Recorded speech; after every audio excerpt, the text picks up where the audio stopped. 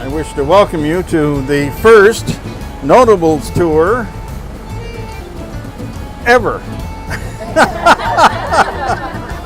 Hopefully not the last, but no, I really appreciate it. I think we're going to have a lot of fun today, and your program pretty much describes the homes that we'll be driving by, and also gives you a little biographical information about those homes. I have to tell you, as we're traveling to our first destination, about my life of the number 11. Now, everybody when they're a kid has a favorite color. My color was purple. And everybody has a favorite number. And my number was 11. Well, fast forward to September 11th, not 2001, but 1979, and our son was born on September 11th. He ends up being a professor of music at Appalachian State University down in Boone, North Carolina. Everybody knows where that is. And arbitrarily, his studio room number is, you guessed it, 111. My favorite scripture lesson is Hebrews 11:1. So it just kind of goes on from there. So then, lo and behold, I get asked to do this talk, and the feeling was of the committee that it would be best to have it in the summertime, and the date was given to me June 11th. I think that was Penny's idea. So she's contributing to the phenomenon of the number 11. If I had to pick the most interesting person on our list, to me anyway, it would be the first person that we're going to go by, W.H. Auden. He was a very well-known poet, essayist, and most interesting, you probably have heard of Winston Stevens, who was kind of the designated historian of Ann Arbor. His full name is Winston Auden Stevens. And his parents were friends of Auden. And when it came time to give a name to their son, that's the one they chose. Auden was a teacher here at the U of M for just a year, 1940 to 41. But in his short tenure, he had a dramatic impact on the campus primarily and the community. He taught a course. It was a 100 level course. Most of you know it's the freshmen that usually take 100 level courses. Well, I'm sure it's good to know that he did not have any freshmen in the class. They were mostly sophomores, juniors, and seniors. Because one of the assignments was during the semester to read 6,000 pages of a syllabus that he distributed the first day of class. So you should see the syllabus. I mean, gosh, it's he had several years into one semester from my vantage point. But he was a very serious person when it came time to instruction and, of course, his occupation. Auden was born in Birmingham, England. He was kind of what we call a left-wing poet.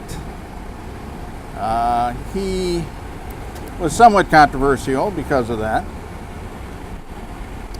He was an avowed homosexual.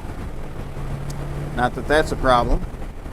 But Winston was telling me his parents were invited to a party at the home that we're about to pass, hosted by Auden. And when they got there, everyone there was dressed in drag.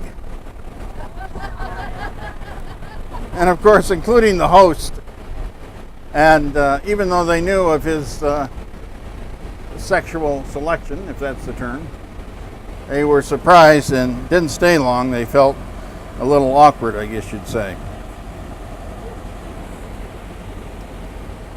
One of the interesting parts of his career too was that he was married once, and he married a woman that he was familiar with over in Germany, and the reason they married was because she wanted to leave Germany. This was the time when Hitler was coming to power, and the only way she could leave Germany, legally that is, was if she were married to an American or to a foreigner. So Auden married her. She got to come to the United States, and there's no record that they ever got back together once they came here. So I think that's kind of a feather in his cap, that he felt it was important that this woman earn freedom, and he's certainly bent over backwards to accommodate it. He also wrote opera librettos, in other words, articles outside of poetry, and he was also known to later dig up his former poems and rewrite them, because when he was older and he read what he had written as a youth, or at least younger anyway, he didn't like it. So he changed it. So how many of us would like to go back to something we'd written in our childhood and redo it?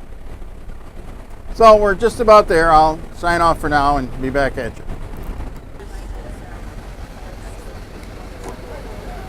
This is 1504. It says 504, but that's a typo in your program.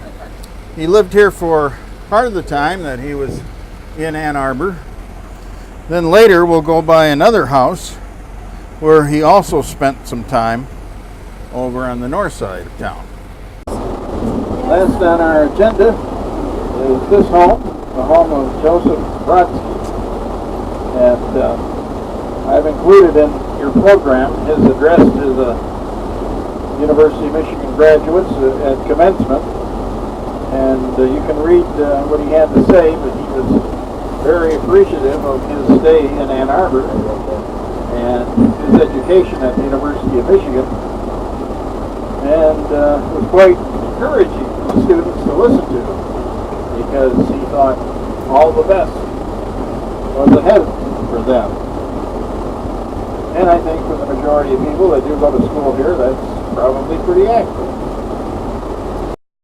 To my right and to your left is a home where at one time Robert Frost lived. Now there's a story behind all this.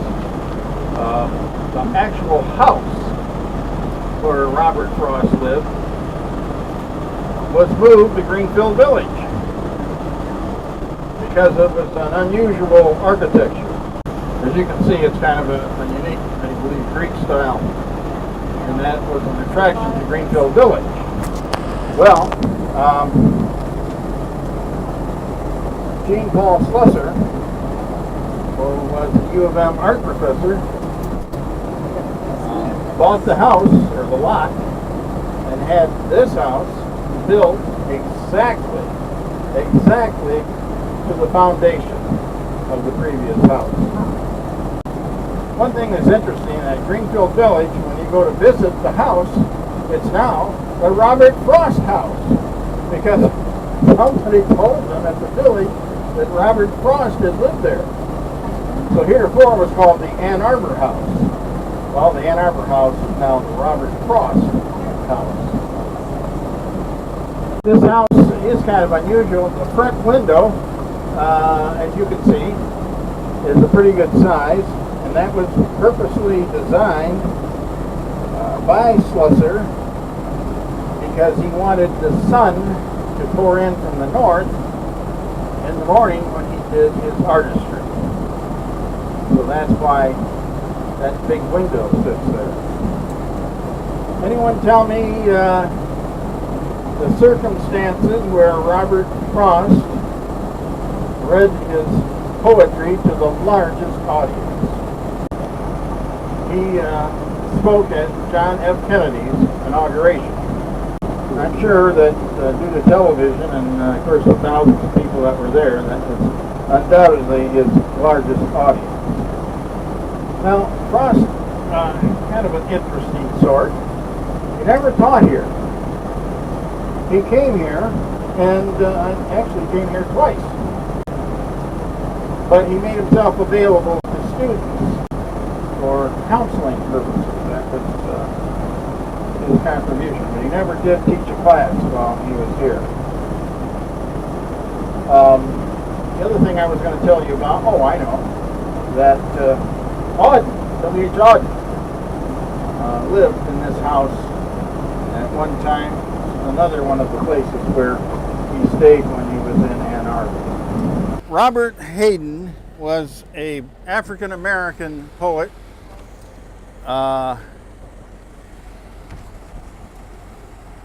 He graduated from the U of M. He earned a master's in 1944. And he taught here from 1970 until his death in 1980. Hayden became the first African-American poet laureate. That's an appointed position by Congress in the Library of Congress. And naturally, it's very highly respected. He was nearly blind. As you can see by his photograph, he wore very thick, what we would call Coke bottle glasses. Nevertheless, he took the bus to and from campus. And many students were thrilled to be on a bus that he boarded on campus, and it came down Packard Street, just about where we were, and he disembarked and walked the rest of the way to his house.